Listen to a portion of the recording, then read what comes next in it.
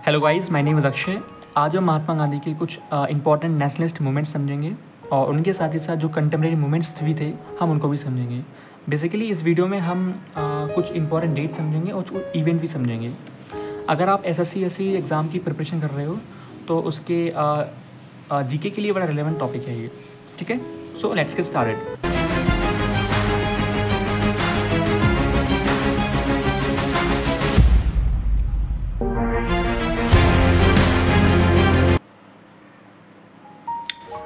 हमारी 10th class की history की बुक में एक चैप्टर है नेशनलिज्म इन इंडिया और 12th क्लास की हिस्ट्री की चैप्टर में एक चैप्टर है that is Mahatma Gandhi and the nationalist movement. ये दोनों के बुक्स के दोनों चैप्टरों के मैंने कुछ इंपॉर्टेंट डेट्स निकाली हैं और उनको कंबाइन करके एक जगह लिख दिया है। ठीक है, बेसिकली हम महात्मा गांधी के बारे में समझेंगे जब वो इंडिया आए थे और 1948 तक उनके जो भी मूवमेंट्स थे, उनके सारे जो भी इंपॉर्टेंट मूवमेंट्स थे, सत्याग्रह थे, उन सबको समझेंगे, उनकी डेट्स को हम समझेंगे क्योंकि एग्ज़ाम में डेट्स ही आती हैं। अगर आप कॉम्पिटिटिव एग्जाम की प्रिपरेशन कर रहे हो तो उसमें डेट्स ही पूछेंगे, वो थ्योरी क्वेश्चंस नहीं पूछते, तो डेट्स हमारे लिए इंपॉर्टेंट हैं। जैसे हम समझेंगे 9 जनवरी 1915 को महात्मा गांधी इंडिया आए थे, साउथ अफ्रीका से आए थे। 1970 में उन्होंने एक चंपारण मूवमेंट चलाया था। बेसिकली क्या हुआ करता था कि जो चंपारण के जो पीसेंट्स थे उनको ब्रिटिशर्स जब उनको फोर्सफुली ऐसा फोर्स किया करते थे कि आपको उनके फार्म में इंडिगो प्लांट करनी है। अब इंडिगो बेसिकली एक ये इंक प्रकार की होती है जो उस फार्म की एग्रीकल्चर फर्टाइल को डैमेज कर देती है, जिससे वहाँ के पीसेंट बड़े परेशान थे।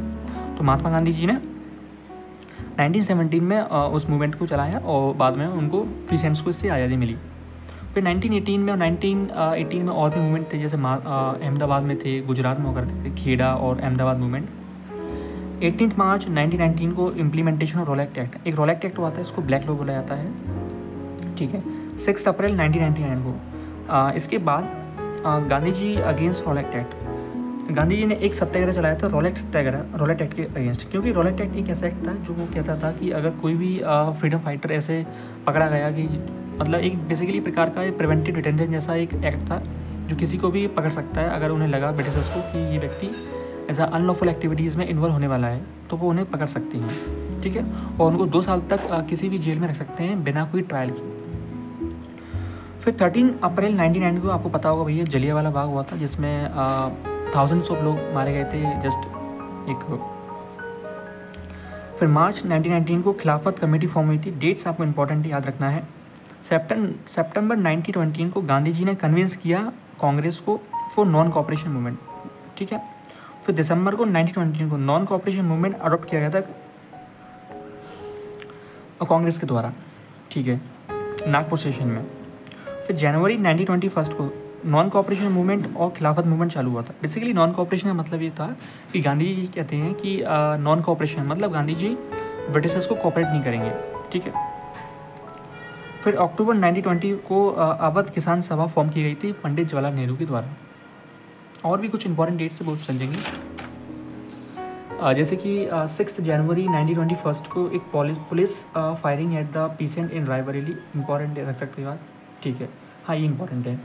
1920 को गोरेला मूवमेंट चलाया गया था अल्लूरी सीताराम ने ब्रिटिशर्स के अगेंस्ट। ठीक है, फिर 14 फरवरी 1922 को चौरी चौरा मूवमेंट हुआ था, जहाँ 22 से ज़्यादा पुलिस को जस्टिस पुलिस स्टेशन में जला दिया गया था वहाँ के लोकल लोगों के द्वारा। ठीक है, फिर 11 फरवरी 1922 को जस्टिस चौरी चौरा मूवमेंट के बाद नॉन कोऑपरेशन मूवमेंट को विड्रॉ कर लिया गया था। ठीक है, 3 फरवरी 1928 को साइमन कमीशन इंडिया आया था। अब जब साइमन कमीशन इंडिया आया था तो इसको इसके अगेंस्ट बहुत सारे फ्रीडम फाइटर ने एक अपना प्रोटेस्ट किया और इसको अपोज किया, क्योंकि इसमें जो 7 मेंबर आए थे वो सारे ब्रिटिशर्स थे, उसमें एक भी इंडियन नहीं था। ठीक है, तो जब प्रोटेस्ट कर रहे थे तो लाला लाजपत राय की उस प्रोटेस्ट के दौरान डेथ हो गई थी। तो डेथ कब हुई थी? 17 नवंबर 1928 को। ये भी पूछते हैं कि लाला लाजपत राय की डेथ किस आंदोलन में हुई थी, तो आप बोल सकते हो साइमन कमीशन के अगेंस्ट। फिर 3 राउंड टेबल कॉन्फ्रेंस हुई थी, जैसे कि फर्स्ट हुई थी नवंबर 1930 से जनवरी 31 तक, सेकेंड हुई थी हमारी सितंबर दिसंबर। तो आप ये 3 राउंड टेबल कॉन्फ्रेंस को आप याद कर सकते हो। ठीक है, फिर दिसंबर 1929 को पूर्ण स्वराज को फॉर्मलाइज किया गया था पंडित जवाहरलाल नेहरू के द्वारा रावी नदी के आसपास। उन्होंने कहा था कि हमें पूर्ण स्वराज चाहिए। 1882 एक्ट के हिसाब से सॉल्ट एक्ट को इम्पोज किया गया था, सॉल्ट टैक्स को।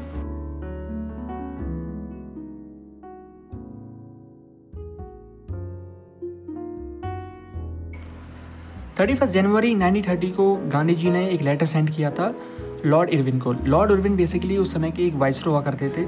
11 डिमांड्स गांधी जी ने उस लेटर में डिमांड की थी, लेकिन इन 11 डिमांड्स को बाद में लॉर्ड इरविन ने इनको रिजेक्ट कर दिया था। फिर गांधी जी ने एक मार्च को निकाला, दैट इज़ सॉल्ट मार्च। 12 मार्च 1930 को गांधी जी ने सॉल्ट मार्च निकाला। कहाँ से निकाला? साबरमती से डांडी तक, इसलिए हम इसको डांडी मार्च भी बोलते हैं।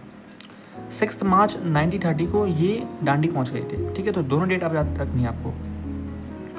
फिर 23 अप्रैल 1930 को अब्दुल गफर खान को अरेस्ट कर दिया गया था।